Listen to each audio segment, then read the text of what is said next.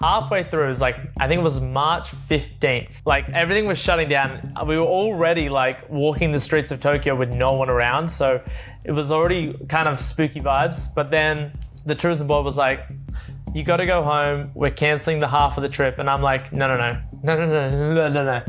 Like, you can't do that to me. But then they were like, no, you got to go home. So I was like, this, whatever. Like, so obviously you go home to Australia. They shut down the borders and they just say like, hey, look, we froze all your passports. You can't leave. And I was like, what? What do you mean? I don't even have a home. It starts with just taking that leap. Man, you have to work hard. You have to be incredibly smart. Choose something that even if it fails, you are going to be proud of it. Doesn't matter how badly you got beaten in battle. Be kind, be kind, be kind. Become a better person, a better leader, the better business. Go with your gut. I'm Samuel Donner, and this is Finding Founders. Jorden had a dream that he thought would take a lifetime, but as he invested all of his energy into making that dream a reality, that reality came more quickly than expected. The crazy thing is, this was just the beginning. Today, Jorden stands at upwards of 345,000 followers on Instagram, 1 million subscribers on YouTube, and a whopping 3 million followers on TikTok, which he firmly believes anyone can do. With 8 years worth of traveling, content creation, and friend making in his pocket, Jorden has learned how to leverage the internet to make his passions and interests a career. But before Jorden was a content creator, before he was a world traveler, before he had even set foot outside of his home country, we need to take it back to the early days of the internet and Jordan's love for graphic design. We'll get back to the podcast right after this break. If you're anything like me, you're probably hoping to spend more time surfing on the beach or just soaking in some summer sun. But to do that, you and your team need to work smarter, not harder. That's why we're so excited about HubSpot's integrated AI tech. It's helping teams automate the more tedious parts of running a business. With AI-powered tools built into HubSpot's CRM, you can do research, pull reports, summarize info, craft content, and write copy in a flash. Recent research shows that marketers are already slicing time spent on manual administrative tasks in half thanks to AI, from 5 to 2.5 hours per day, which amounts to almost 4 weeks per year. With all that extra time, you could watch the latest summer blockbuster every afternoon or pick up a new hobby like maybe pottery, paddleboarding, bread making, maybe all three. So if you're interested in that, learn more and get started today at HubSpot.com. And now, back to the podcast. Hi, my name is Jorden Tually. I am an Australian travel content creator, and I've been traveling the world for 8 years full time now, just creating content for social media. 8 years full time. That's a lot of years. What does it mean to travel full time? Are you like in a different country every week? Do you have a home base? Yeah, so for me, it is sort of like no home base, traveling full time, like country every week. Obviously, there was a bit of a break there in COVID where I just sort of had to stick to Australia for a little while. But outside of that, from 2015, it started with 6 months and then it slowly grew into an 11-month period. I go home to Australia for Christmas, for family stuff around New Year's. But outside of that, like February to December, full-time travel, living out of a bag. And yeah, it's been like that the whole time. How do you like not get lonely? Or do you get lonely? Yeah, loneliness is a fun one because you are alone all the time. Like there's a difference between being alone and being lonely. I'm alone a lot of the time, but loneliness only really sets in for me when I'm missing something at home, like a wedding or an engagement or a surprise birthday party. Some of these like big events with my actual like friends at home and my family at home that I really miss. That's where I'm like, dang, I feel lonely. But outside of that, I've learnt to be really confident being present with myself, just sort of like in a room with myself. I'm very like at ease with it. And if you really want to meet people, you can just go outside and meet people or whatever. It's not like I'm very lonely all the time, but I'm definitely alone a lot. I haven't done as much travel as you, but after 4 weeks, I think I start to miss things about home and just like the deep connections that I have in LA. But before you were traveling the world and gallivanting around the earth, literally everywhere. If you look at your YouTube videos, like it's like almost a different country every YouTube video. I want to talk a little bit about just like your earliest childhood memories? Was travel something that was stressed in early life? Like, what were some of the values you grew up with, and what is like the earliest thing you remember from childhood? Well, first of all, I grew up in Sydney, born in Sydney, Australia. I'm a 93 baby, so I'm 29 years old right now. So my earliest memories, first of all, I grew up in a loving home, Christian, and yeah, it was like a very good childhood. My earliest memories are basically like playing Pokemon, going to school with my Game Boy, collecting Pokemon cards, Yu-Gi-Oh, Scooby-Doo, Beyblades. This is just like late 90s, early 2000s kid, just sort of like enjoying my life in Sydney as a little 6, 7, 8-year-old. Did you travel with your parents when you were a kid, or like did you stay around Sydney? Like, what did you do with your family? Yeah, I haven't really traveled with my family overseas. We've never been overseas together, and they've done one trip together for my mum's 40th. They went to Europe for like a month, and that was like the only time that I remember them being overseas. But yeah, we did a little bit of domestic travel, but nothing really that like ingrained it in me. As you grew up, like how did your interests develop? Like, did you diversify away from the card games and Beyblades and get into other stuff like sports, or when did you start watching YouTube too? Like, when did that come about? It's funny because that stuff still stuck with me. Like to this day, I still collect Pokemon cards. So it's pretty funny how that sticks with you. Yeah, when I grew up, I started doing a couple things. I played tennis. That's what I started doing in high school, and swimming a lot. And we call it nippers in Australia, but it's like child lifeguarding. So it's like when you go to the beach and to learn how to be like a lifeguard and that sort of thing. So they were my main three things: swimming, tennis, and then nippers. My interest developed to the point where I actually got really into graphic design. At 13 years old, I was like... 13? That's young. Yeah, at 13 years old, I was like, I love graphic design. I want to be a graphic designer. And I saved up like $2,000 to get that black MacBook to like download Photoshop illegally and like figure it out.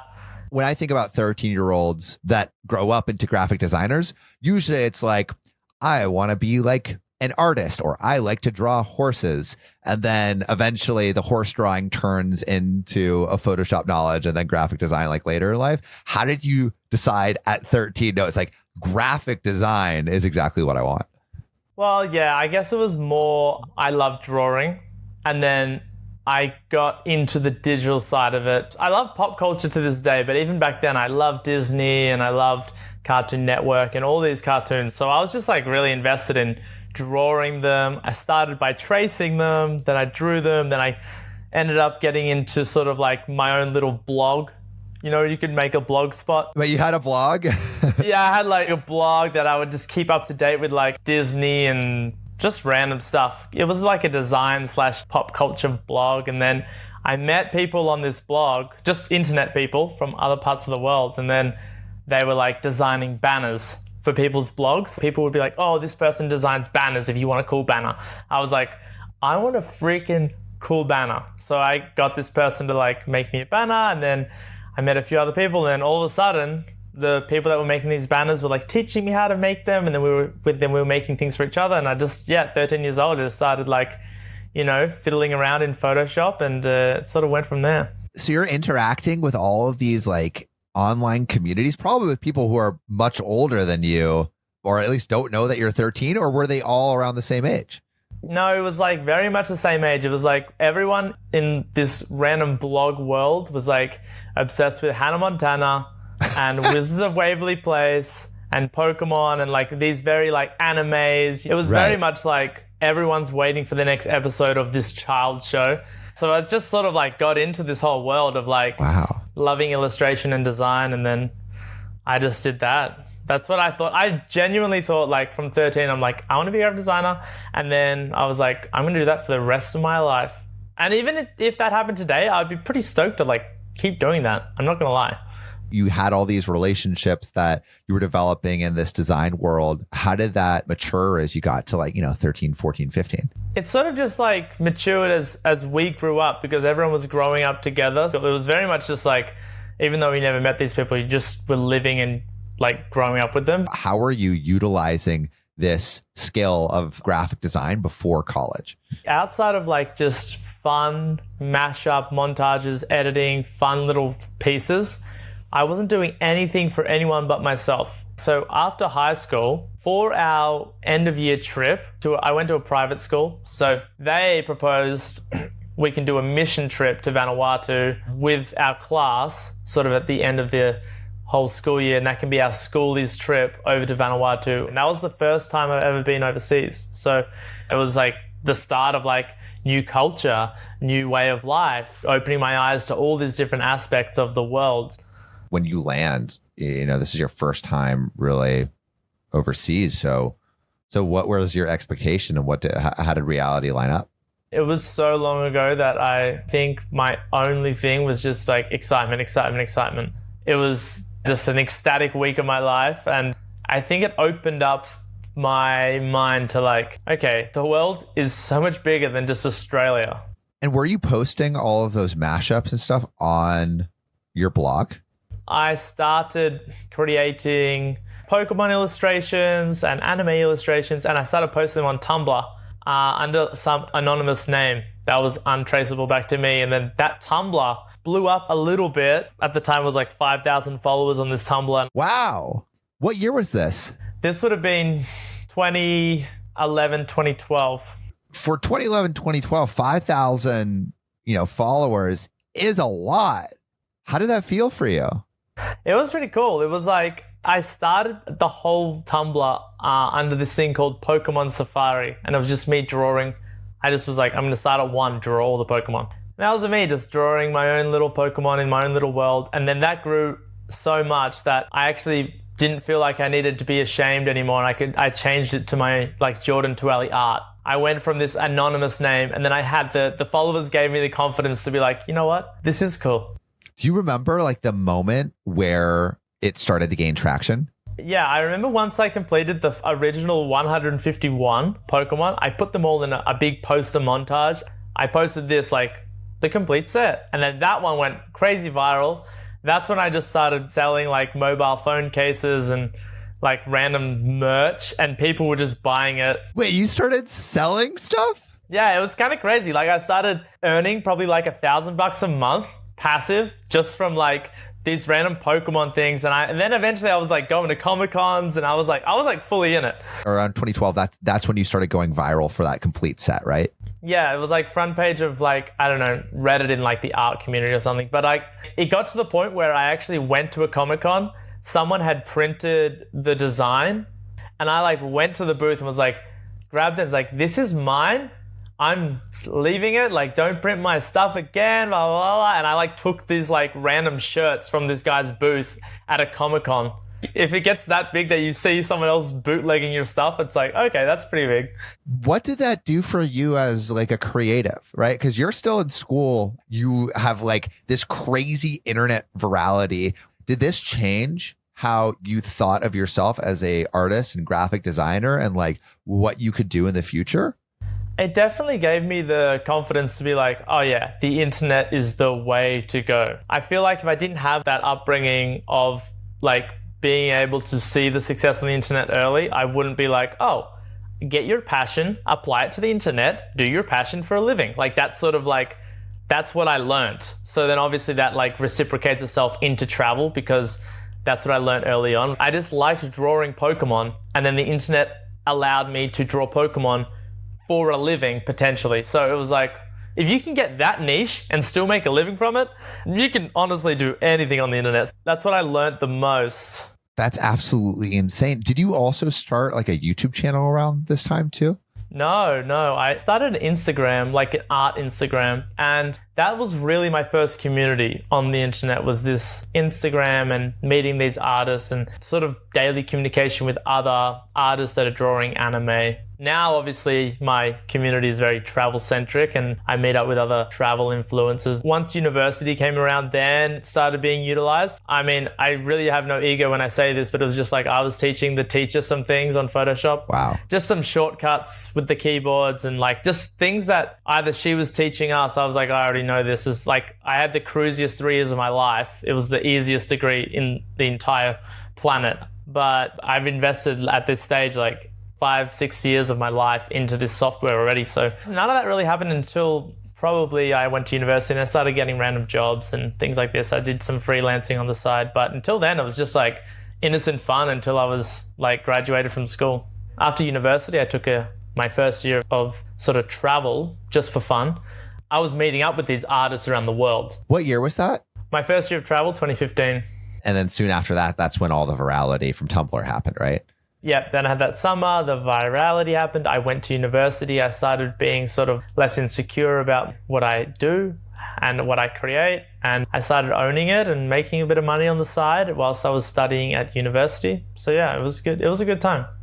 Yeah, I mean, that's really exciting because I feel like the world's opening for you in terms of your possible routes as a career. It's like, wow, I can really do anything with the internet. And then the world's opening up around the same time saying like, and I could also be anywhere and explore anything. And so you have these like two axes of freedom that are just kind of like expanding. It feels like everything started just like opening up in like 2011, 2012. Yeah, I hit 18 years old, got a passport, went overseas for the first time, started like using the internet to my advantage. And then I was just like, whoa, this is crazy. How did you start to further develop your chops as a graphic designer? And also like entrepreneurially, like how are you starting to make some money from it? Like what was the plan? Jorden was the company that approached me. They were like, we want your art on the shirts. So I signed a thing like, I don't know, get 30% or whatever of whatever they sold. And then that also did really well. So along with having like phone cases, and then I had some shirts and some pants and a couple of other fun things. And at that stage, I saved up a bit of money because I was just like cleaning toilets at the university and doing like random university graphic design jobs. Why were you cleaning toilets if you were making money from the graphic design stuff? I mean, it wasn't that much money. I was probably making 1,000 Australian, so 750 USD a month from just selling those things, and then maybe another $500 or $600 a month from just cleaning toilets, and then another $500 from doing graphic design, like posters for university socials and different things like that. So it was all like slowly building. For me at the time, I'm like, this is good money, making money while studying, which is always a win. So I ended up saving up like 10,000 Australian, which is like 7K USD. And I was like, I'm 21. I got $7,000 in my bank. I can blow a year overseas, gap year, 1,000,000%. So actually, I went to Vanuatu on 2 different trips. I went with my school, and then the following year, they were running another trip to Vanuatu for another mission trip with my university friends. And I was like, oh, okay. So I went to Vanuatu twice as my first 2 times overseas. And then in my last year of university, they were running an art history tour. And it was one of those tours where it's like Europe for a couple of weeks. And it cost like, I don't know, it was like 10 to 15 grand, which was like impossible amounts of money for me at the time. But the government was like, yeah, like it's classified as like education. So you can just pay it back later. And I'm like, 20-year-old Jorden is not thinking about it later. He's like, okay, you're telling me I can go to Europe for free? So I'm like, yep. So I did that. I got super inspired when I went to Europe because I remember just going to like Nice, Barcelona, like Rome, Florence, Milan, Venice, all these places. And I remember going for like, you know, we're going to see certain art museums and stuff. So I remember being like, why are we only spending a day here? I could spend a month here. I could spend a month here. Like every single time I went to a new city, I was like, I could spend a month. So I got really passionate about travel. That is when it really sparked. When I went to Europe for the first time was like the real spark of like, wow, I need to come back and do this whole route again by myself on my timeline, doing whatever I want. Like this was too rushed. So then when I got the degree, finished my schooling with a lot of debt because now I have like a 30 grand design degree, and then I have another freaking 20 grand like art history tour that I slapped on there. But I'm like, whatever, I have enough money in my bank to do a gap year. So that's when I decided to take the gap year, go overseas and work at that summer camp called Muskoka Woods in Canada. I thought I could travel 3 months, work at Muskoka Woods for 2 months, and then travel for another like couple months at the end before coming home. So that's what I did. And I did that in 2015, and that really opened up my whole mind again, going to North America. I went to Canada and the US, and I was just loving it. Do you remember any conversations or people that you met or just like experiences that you had specifically on that trip? This was the year of like inducting myself into like, oh, actually, I'm passionate about other things. And I was like, oh, I'm not just passionate about design. I'm actually very passionate about nature, and I'm very passionate about taking photos, and I'm very passionate about travel and meeting people. And that first year, I basically bounced around and met all of my art friends on the internet. On Instagram, I met all the artists in real life. I went to Calgary, met up with a guy up there. I went down to Texas. I met up with a girl down there. Like, I just met all of my art friends in this one year. I was like, that I've been talking to for a few years. So there was that. And then there was the aspect of the camp, which the camp is huge. There's like 1,000 people every week, 600 kids a week, and 400 staff. And about 200 of those staff were international. So all of a sudden, I'm in this camp for 2 months. Now I'm meeting all these people from all around the world in one spot. And it was the best. I loved it so much, I went back for 3 summers in a row. I met all these people at this camp, and then all of a sudden they're like, yeah, well, we're either traveling or you can come hang out at my place. So then I was like, sweet. Now I have friends in Ireland, so I've got to go to Ireland. Now I've got friends here, I've got to go there. So I just started like traveling to where my new friends were because 1, it was super cheap, and 2, I want to just hang out with my friends. Well, just while you were traveling to all these friends, like how are you supporting yourself? Well, yeah, the Australian debt is actually really good because you don't have to pay it back unless you earn over $48,000 a year. So that was one aspect. And then the second thing was I was so cheap because I realized I only have a certain amount of money, but I had a lot of time. So I was like, well, I'm not going to fly there if I can take like a 30-hour bus. You know, I was doing $50 Greyhound buses anywhere, like just the dodgiest things. I would go to I was couch surfing, like couchsurfing.com. Which is free. Yeah, which is all free. Like I was staying with locals on their couches in their random spare bedrooms. I did this through Vancouver, Calgary, Hawaii, everywhere. I basically did this because I had no money. I was so stingy, I would shrink my stomach. I would eat 1 meal a day, and that would usually be oats, apples, and peanut butter. That's what I would live off. That's it. Yeah. I actually lived off that diet for like a year or 2. Like 1 meal a day, shrunk my stomach down, went to Walmart, grabbed some oats, and just, smashed oats and apples for like years because I had no money. And that was the best way to save money. And that's what made me get through that first year to the point where I had enough money to do the same thing a second year. You mentioned a little earlier about how you developed an interest in like photos. How did that develop to the point where you had a conversation that would really change the game for you? I was just starting out my second year, flying from Sydney to Honolulu because that was the cheapest way to get to America at the time. Fly to Honolulu, and then I could couch surf Honolulu and hang out in Waikiki for a little bit before going into America or into Canada at this stage.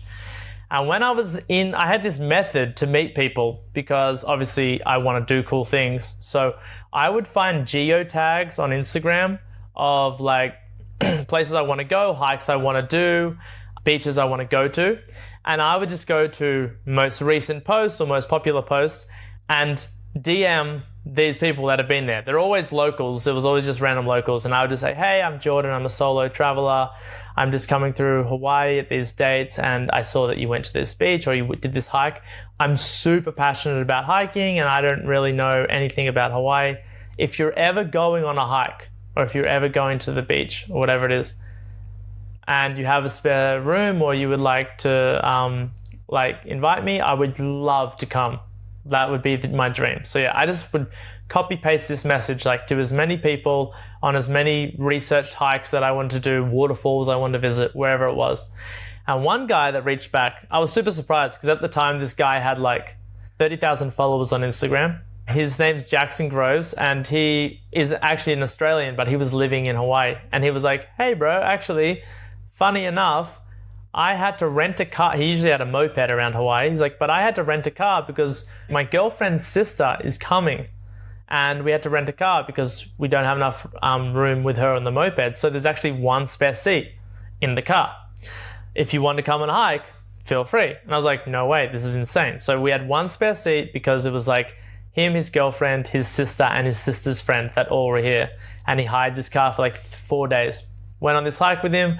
We became really good friends. And then at the end of like hanging out with this guy for like 2 weeks, he basically told me what his vision was, which was like he wants to be a blogger and he wants to travel the world, and he's building up his Instagram and he's building up his blog so he can be financially free and he can like do this all over the world.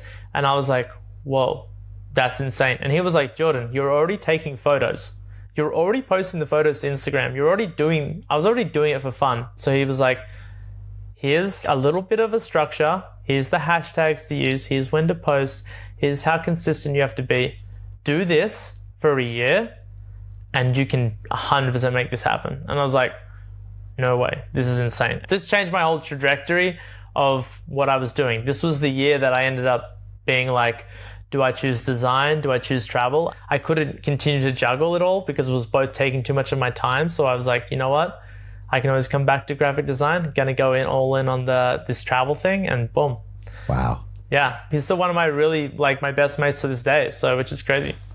Yeah, I mean, like he has like close to 500,000 on Instagram now. So it's like, it's cool that you guys have been like plugging away at it and you've both adhered to that advice. And so I guess he gave you advice about like when to post, what hashtags to use, and how consistent to be. What were your first steps towards treating it seriously? Initially starting out was just like, which sounds super dodgy, but back in 2015, 2016, it's like, do what you can. And there was like, Instagram was way less restricted back then. So back then it was like, he was like, find an account that you want the same vibe. So like his account was travel focused. It's like, you go to their followers, you follow everyone. So I was just like, every day, follow all these people. Like I'd probably follow like, I don't know, 300 people in the morning, and then I'd unfollow 300 people at night, and I would just like repeat this method because I'm like, I'm doing whatever I can to grow out here. And this was working. Like people were like, obviously, oh, who's this random guy that followed me? Click on my account. This is how you grow. So I'm like, okay, well, whatever. I'll just do this and see how it goes. It went pretty decent. I think I've got like, I don't know, maybe 30K in the first year. Did you feel like you were being successful? Yeah, the track, it did feel like it was success, but it even to this day, the social media world, it doesn't feel real to me because I'm like, I think anyone can do it. You just have to know the information. So back then, it's the same sort of vibe. I'm like, I feel the success, but it's not like changing my life because I'm like, oh, anyone can do this. But yeah, after about 1 year, Instagram started shutting all that stuff down, but it got my foot in the door. Like the first 30 or 40 or whatever thousand followers was like through this method. And I was like, to say it now, I know people are going to be listening to this like, oh, Jordan is so fake or whatever. But now it's like, I don't need that at all. I'm so secure with how much I know social media that it's like, you could start me with 0 and I'm like, I'll just start again and I'll be able to grow faster than most because I know how it works. We'll get back to the podcast right after this break. Billion Dollar Moves, hosted by Sarah Chen Spellings, is brought to you by the HubSpot Podcast Network, the audio destination for business professionals. Join venture capitalist and strategist Sarah Chen Spellings as she asks the hard questions and learns through the triumphs, failures, and hard lessons of the creme de la creme so you too can make billion-dollar moves in venture, business, and in life. There's a recent episode on scaling Amazon with Jeff Bezos when one of CNN's top 10 most powerful women in tech, Sandy Carter, is now talking about how she's moving into Web3. It's a super interesting episode. Highly recommend you check it out. And so if you want more of that, listen to Billion Dollar Moves wherever you get your podcasts. And now, back to the podcast. I mean, back then, Instagram didn't really pay from the platform. They didn't have like the Reels bonus or anything like that. It still doesn't pay for me. I'm Australian, so it's never paid for me. Oh, you don't have Reels bonus in Australia? No. Bro. Fuck, that sucks. Yeah. But yeah, we're still making money with Pokemon. I think 2017 was when I decided to sort of like ditch the Pokemon and the art world and go full time into travel. So I didn't need much money because I mastered how to travel for cheap. it was great. Pokemon would pay me $1,000. That's like a couple months of travel for me. It was like really ridiculous. Like at one stage, I spent like $300 for a month in Hawaii. I genuinely did that. I had all my accommodation for free because of the nicest locals on earth. I lived off oats and I hitchhiked and I walked and I hiked mountains and I swam at the beach. So like it's all free basically. I just did a bit of transit, maybe some internal flights, and yeah, so I was traveling very cheap. So I didn't really need the pressure of money. I didn't really feel like, I didn't even know how business worked, to be honest. What was your goal? Was the goal just like, or did you even have a goal? It's just like, I just want to travel and do whatever it takes to make that happen. It was sort of like, I just want to travel. And my overarching goal was like, Jordan, if you can travel forever, you have completely made it in this world. That was my goal.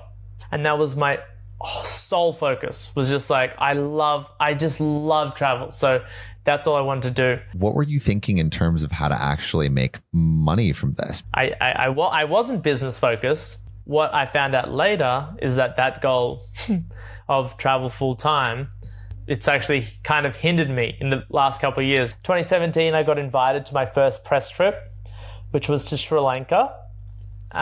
Basically like round trip flights included, and like 10 days in Sri Lanka with 5 other content creators, make some deliverables, do your thing. This is my first like tourism board gig. You know, I did that. I met some more influencers and then I made some more friends. So when did you realize that like this would never have to stop? I sort of did 3 years of that summer camp. That sort of like helped me through. 2018 came around and it was like, Jordan, do you go back to the summer camp or do you try and do a full year of travel without having that big lump in the middle, like your safety net of that lump of summer camp in the middle? And I was like, you know what?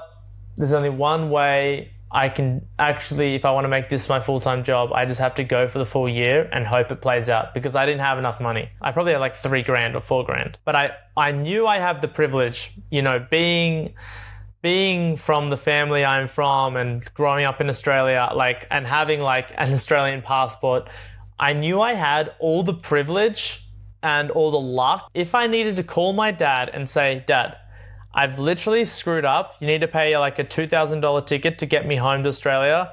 I got to come back. I'm staying with you guys and I'll pay the money back and I'll just get like a normal job and get the money back. If that was the worst case situation, then I'm like, okay, well, if that's the worst case situation, then obviously it's worth the risk. So I 100% took that risk and yeah, it really paid off. I had an amazing year. I still didn't really make that much money, but because I'm really not good at business, but I had a lot of free trips, a lot of airline free flights, free this, free that, where I had traveled to like so many countries in this one year, and I had an epic year meeting more people, growing my network, learning, growing the followers, all of that. 2018 was the year that sort of I did my first full year, and then 2019 was the year I started making a bit of money.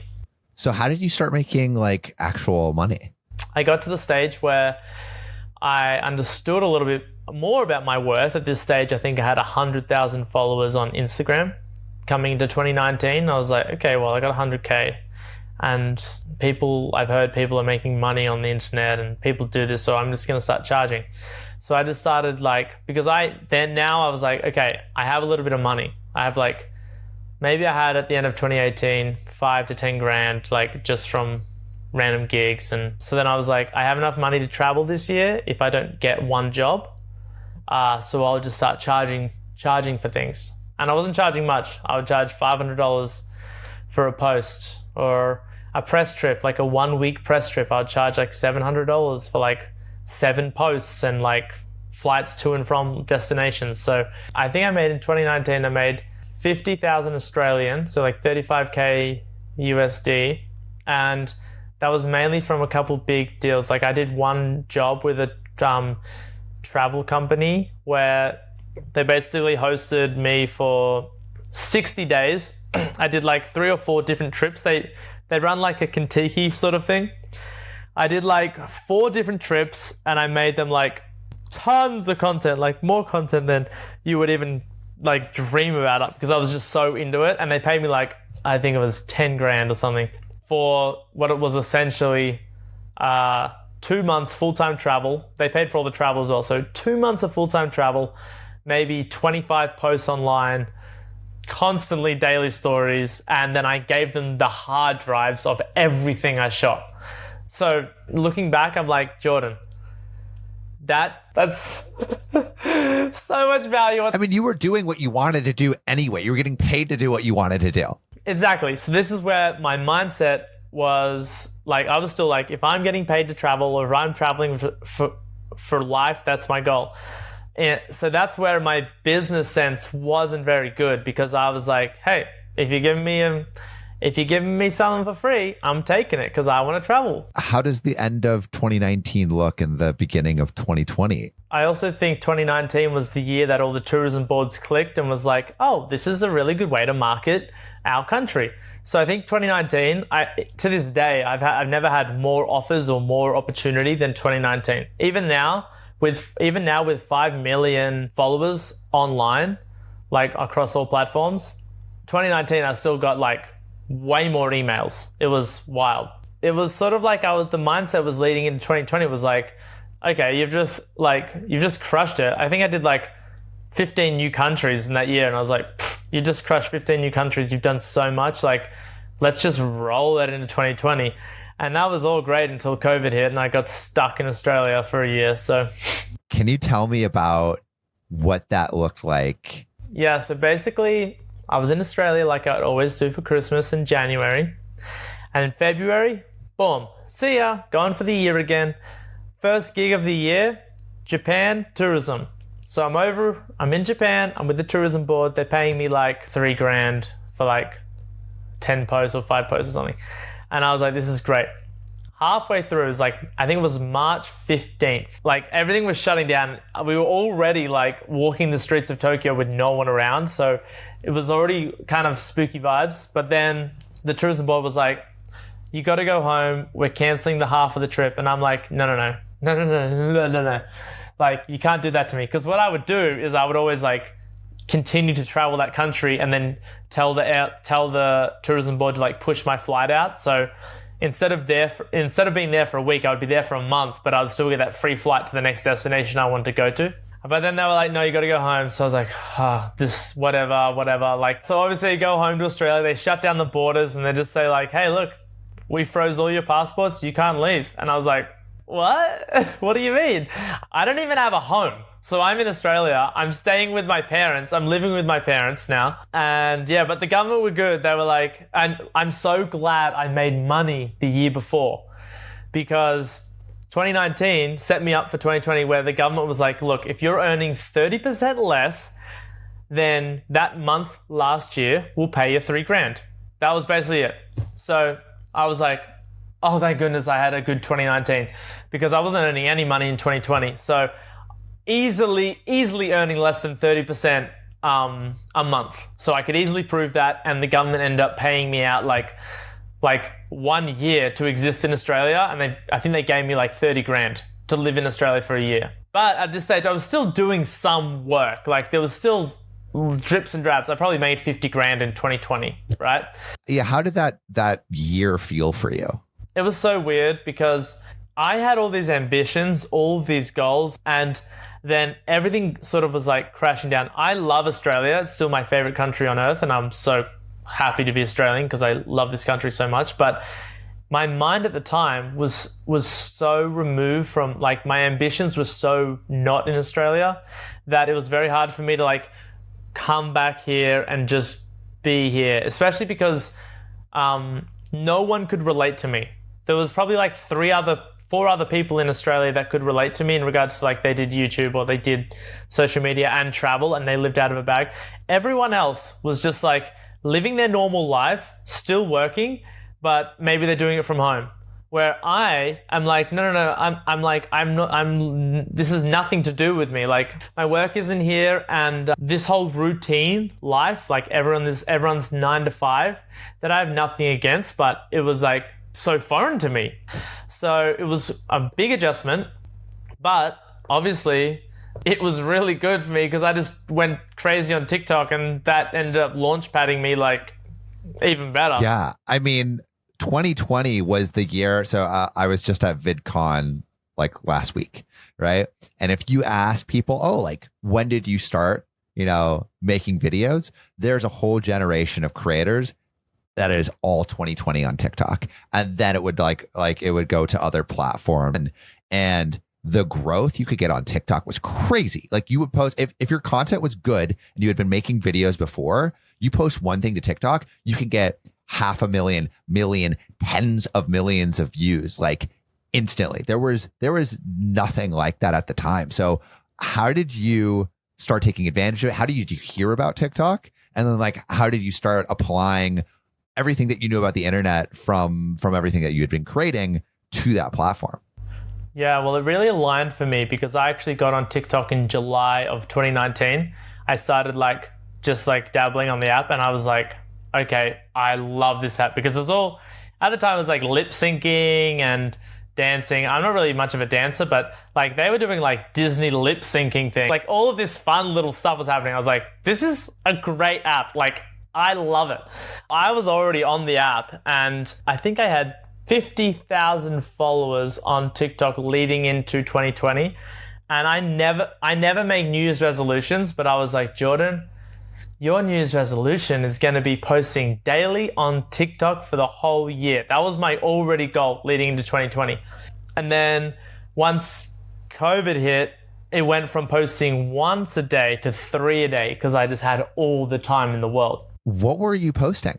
So I had 5 years of hard drives of travel. I was pulling hard drives out and pulling bits of pieces every day to create stories from my travels. So it started with listicles, sort of like 3 countries you need to visit or most underrated thing I did in Romania, whatever it was. Yeah, that helped me really grow on that platform. I think like not many people were even doing travel on TikTok anyway. Especially not that early. Like to be in that niche that early is kind of crazy because at 2019, 2020, just shifting from Musical.ly to TikTok, and people were still just doing dancing and lip syncing and like maybe some thirst traps. Like that's like all that was really on the platform, which is like how most of these platforms start. But like you kind of had to be either a content creator making stuff elsewhere or had like a lot of the foresight to be like,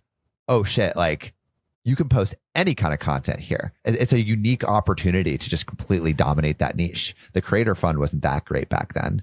Or was it? Well, also no, TikTok's never paid me. I'm Australian. Never paid. Right. Never paid by these platforms. Although they do pay for some live streams. I remember making a couple $100 in a live stream one night, and I was like, oh, that was pretty good. Right. But no, like the only platform to this day, the only social media platform that's ever paid me is YouTube. And that's because I'm not really doing Snapchat, and I don't really do Facebook, which is probably not good from my end, but Instagram and TikTok do not pay. The creativity fund just got really good on TikTok. All my friends are like, yeah, you just post this, you make your video 1 minute and 1 second, and then you're just making crazy money. I'm like, tell me more about how much money I'm missing out on. I mean, also there's shorts too at the like around the same time on YouTube. So how is all of the short form success on TikTok translate into other platforms? How do you actually make a living off of it? Because like you said, you're not getting paid because of the creator fund because of Australia. So it's like just views at this point. Yeah, it's just views and brand deals, like charging a couple grand for whatever TikTok I'm making or whatever product, whatever shirt I'm wearing, things like that. It was enough to get me through, but I was still, even to this day, I'm still just like, I feel like I haven't really monetized my brand. I'm like to the extent it could be. I'm still very much just like growth.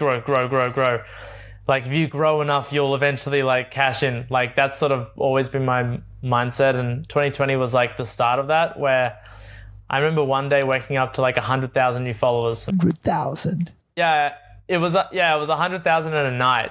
Literally 12 hours. Like I went to bed and I woke up and I was like, this is crazy. I got, in that first 4 months, I gained $1 million in 4 months on Yeah, on TikTok. So like once COVID hit, it was like January, February, March, April, bang, 1 mil. And then it was another 6 months, like towards the end of the year, 2 mil. So I walked out of COVID, that 1 year of COVID, with like 2 million on TikTok. I was like so far ahead of other travel creators. And a lot of people have probably caught up now or are ahead now. But like at the time, I was guaranteed to be number one on this platform in the travel niche. Wow. Did that change your life at all? Like, I mean, because when you start getting that many views, not only are you, getting bigger brand deals per video, but like, I mean, you might be recognized in public. I'm not sure where your audience is mostly based, but like when we hit our like around like 500,000 on TikTok, that's when we started getting recognized in public. And so it's like, when did that happen to you? Yeah, it was like, obviously TikTok's younger audience, so it's like 12 to 18 year olds. But yeah, I would just walk around in the shopping center at my hometown, and like kids would either come up to me or they'd just stare at me, or they would look at their phone because they've seen my face. They're trying to like find my account to prove like to their friends that it was me. It was super, super wild. And now it's even crazier with YouTube Shorts, because I didn't really get onto YouTube Shorts until just a little over a year ago, like 15 months ago. I was like, okay, I'll do YouTube Shorts. And then now I've grown in like 1 year, like I've grown like 1.2 million subs or something. And some of those videos have like 40 million views, almost 50 million views. Like that is insane viewership. That's just one video. Yeah, like the last year on YouTube, I just gained 1 billion views on YouTube in a year. And I was like, that's all from Shorts basically. And I'm just like, this is insane. So I went from TikTok, repurposed all my TikToks, which I made in that one COVID year. I made 600 TikToks or something in one year. So then I was like, okay, well, I have 600. Then the next year I made another, like, I guess one a day, 300. So I had 900 pieces of content that I could post on YouTube Shorts. And I was like, some of them I couldn't because it was too niche to a meme that was like obviously backdated in 2020. But I probably got a good like 400 or 500 videos just lined up, post twice a day for a year, like bang, bang, bang, bang, bang. How do you start thinking about like fully monetizing those? Yeah, I'm still honestly in that stage, but yeah, so at the start of 2021, I got approval to leave Australia because you had to like get approval to leave. So I left, I went to Mexico, lived in Mexico for like 3 or 4 months, and then the world was starting to open up. So I started traveling a little bit more around, and the world felt like it was getting back to normal. So there were brands were reaching out and things were happening. So I think it was probably, I just tipped over 100K for 2021. This is still, so that's probably like 70K USD.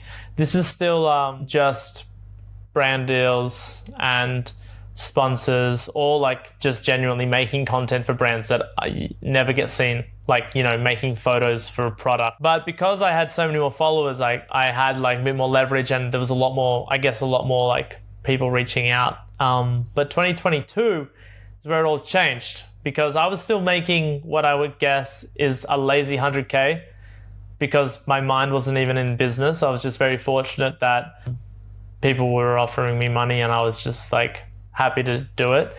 But yeah, I was still under the mindset now where I was like, okay, traveling is easy to do. It's not hard. I can do it full time. That's easy. My goal is essentially my life goal. The thing that I thought would take my whole entire like 50 years of my life to do is done within 3 or 4 years. So what do you do now? And in 2021, I was like, okay, traveling full time, I need a new dream. I need a new goal, because that was way too easy, Jordan. Like, you thought it was such a mountain to climb in 2015. And now 6 years later, it just seems like the smallest hill. So, which is cool that my perspective can change like that. So yeah, I decided 2022, I was like, gotta, push the business a bit more and see how I can grow the business and what potential there is from that. So I remember actually doing a job with a bunch of creators in the country. This is only a year ago, so obviously I remember it. But my friend was doing the job, right? My friend had half the followers I have on Instagram, and it was an Instagram tourism board gig. And I remember I have the email of me being like, yeah, what, just charge me, I'll charge whatever he did. So like, I think he was like doing the gig for like $2,000 or something, $3,000. And my email to them, this is how bad I am at business. My email to them is like, yeah, just charge me the same as him. Like whatever he's charging, I'll do. And I'm like double the followers as this guy. So it makes no sense that I would even do that. But my mindset was just like traveling to a new country with friends, getting a little bit of money, sure, whatever, that's sweet.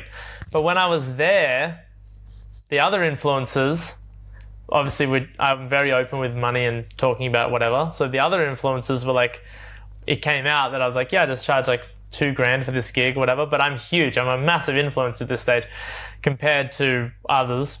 And they're like, Jorden, you're ruining the whole industry. You have to start charging higher rates.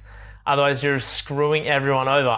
So then they sat me down. They were like, dude, you're getting paid $3,000. I'm not as big an influencer as you. I'm getting paid 15. And I was like, okay, maybe I need to start. Maybe I need to start like actually figuring it out. So now in the last year, I'm like, okay, Jorden, like buckle down. You know, don't ruin the industry for everyone else. Charge what you're worth. Know your value. And I've just been doing a lot of work over the last year to sort of figure out all of those sort of all those metrics. In 2022, like, did you immediately change your rates after that? Were you doing like other business things besides just charging for the brand deals? Like, how did things develop in that year? Then I decided, okay, I don't know what the heck I'm doing. So I got a management team, an agency, and they were good. They were good for the first 3 months because I got to shadow all the emails. You know, I got to see what they were charging, how they were communicating, and I really like shadowed the email inbox to see how they were pitching my brand and stuff.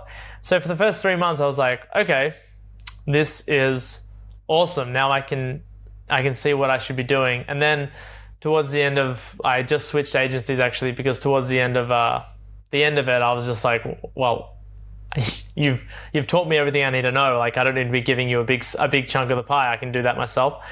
But yeah, I learned a lot in that year in regards to just rates and what companies are willing to pay. Now it makes sense to me, but it took like 7 years for it to click in my brain. So now I've got a new agency and they're trying to help me establish myself in a way that I know I can guarantee a monthly income rather than just being like, when's my next paycheck coming from? So that's nice, but that's still a developing story. So last year was a big learning curve. Yeah. So like with all that learning at the end of 2022, what did that look like for you? I think I earned in that year, it was like 160 Australian, 160K. Wow. It's crazy that like basically, I mean, like it almost like that's like just a doubled, mind shift. Yeah. Yeah, and that was two things. Like one, not caring if you don't get the job. That's the first thing. That was my biggest thing. Oh, what if I don't get this job? Then I won't have another $2,000. Yeah, who cares? Just charge 10, throw it to the wall. If they say no, whatever. So it was one, not caring about missing out on potential opportunities. And two, it was whatever you want to charge, just say it, because you never know. And I should be charging those rates. Obviously, I'm not up at those rates yet. Well, yeah. I mean, we were talking to Caleb Simpson a few weeks ago, and he's like, oh, really? He's one of my good mates. Oh, no way. I mean, he's like charging like, I think like 30 to 50K and trying to get up to like the 6-figure per video. But still, like a lot of people who were as viral as him at some point didn't know how to ask for that because they don't like you just, when it's new, you just don't know the value you're providing. Yeah, Caleb's been a great inspiration for me. I actually, last year, I met him.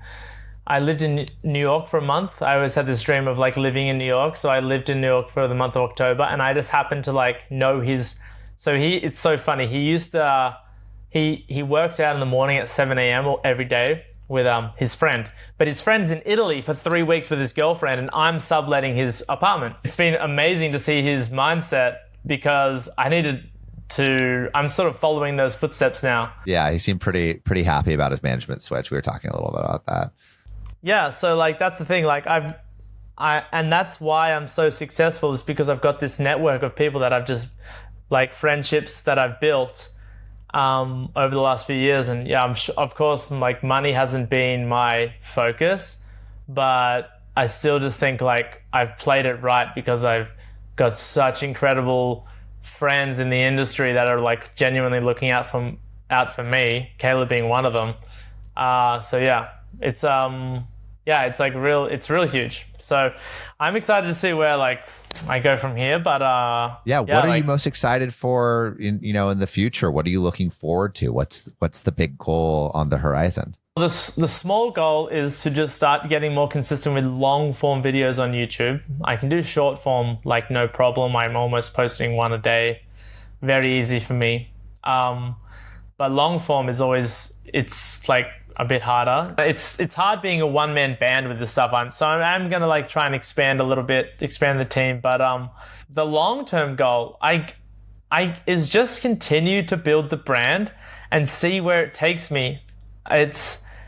It's one of those things where like I don't have this like desire to earn $1 million, but I just feel like if I keep doing what I'm doing and keep developing the brand, like that's just the end goal, is like that just happens somehow without any pressure from anyone. So focus down, make better videos, and enjoy the ride.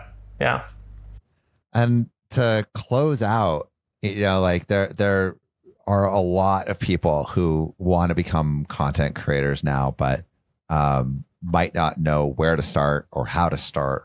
What kind of advice would you give someone who's just starting out on their creator journey and looking for some direction? Well, I mean, one would be like, do not focus on the money. That mindset of like, I'm only going to post something if it gets money just seems so redundant to me. But I find that that's where a lot of creators, like especially starting out, the insecurity of like lack of income makes them solely focus on the income, where I would say have the mindset that you're not going to make money for at least a year, and have the mindset of like, I'm doing this because I love it. It's my passion, and it is exactly where I want to be spending my time, because then you can't lose. That's what I do with travel. It's like, it doesn't matter if I flop from the business or from growing on social media, because I'm traveling and that's what was making me so happy. So it's like impossible to lose in that situation. And then I think that when you have the freedom of that mindset of like, you're just doing it because you love it and because you have less expectation on there, then I feel like you have the freedom to really thrive in the industry. Thank you so much for listening. If you haven't already, make sure to subscribe, rate the podcast 5 stars, and share with a friend. If you have any questions or comments, DM us at Finding Founders Podcast on Instagram, LinkedIn, or Facebook.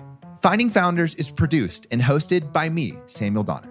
Our audio editing team lead is Ashley Jimenez, with support from Jessica Morales, Miley Lipton, Siyu Pan, Kenny Wright, Josie Yo, Matt Fernandez, and Merritt Hill. Our outreach and research team lead is Desiree Nunez, with support from Marissa Granados, Monica Lee, Sarah Tiersma, and Yao Ro. To see more of what we're up to, subscribe to our newsletter at findingfounders.co. Thanks again for listening, and see you next week.